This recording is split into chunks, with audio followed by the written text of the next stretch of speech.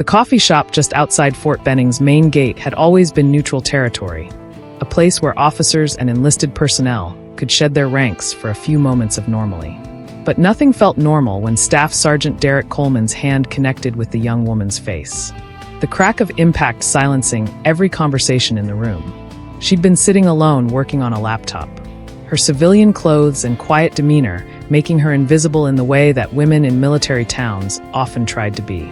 Coleman had approached her with the swagger of someone who'd gotten away with too much for too long.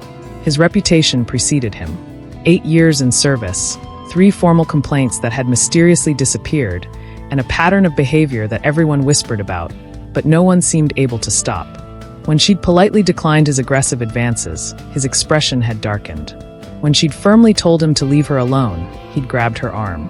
And when she'd pulled away, documenting the assault with her phone, he'd struck her across the face hard enough to knock her from her chair, her head striking the table corner on the way down. The coffee shop erupted. 2 young privates rushed forward, pulling Coleman back as he screamed obscenities. The shop owner called base security.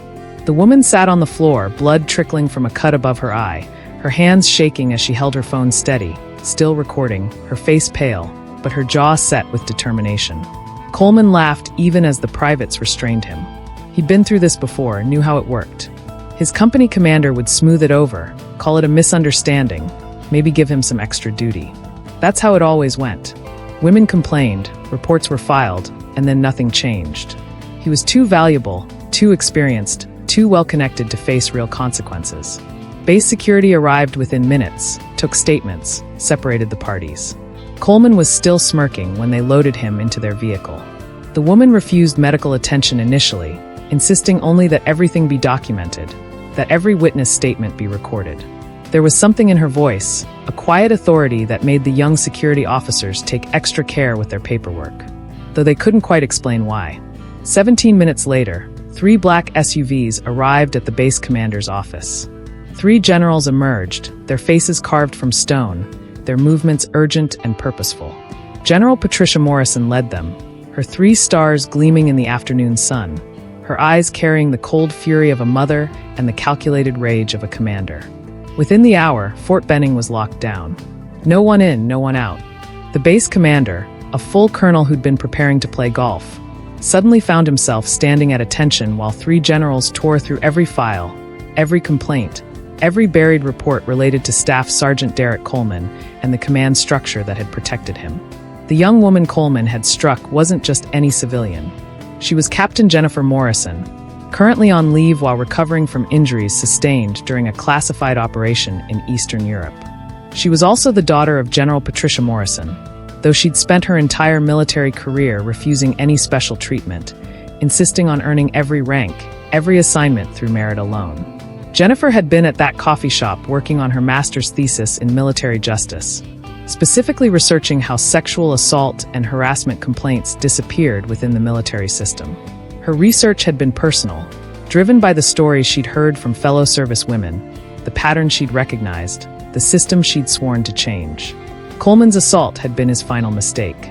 Jennifer's recording, combined with the witness statements and the general's investigation, unraveled everything. They discovered a network of protected predators, of commanders who'd buried complaints to protect promotion rates, of a culture that had allowed men like Coleman to hunt with impunity. By evening, Coleman was in custody, facing military and civilian charges. His company commander was relieved of duty. The battalion commander was under investigation.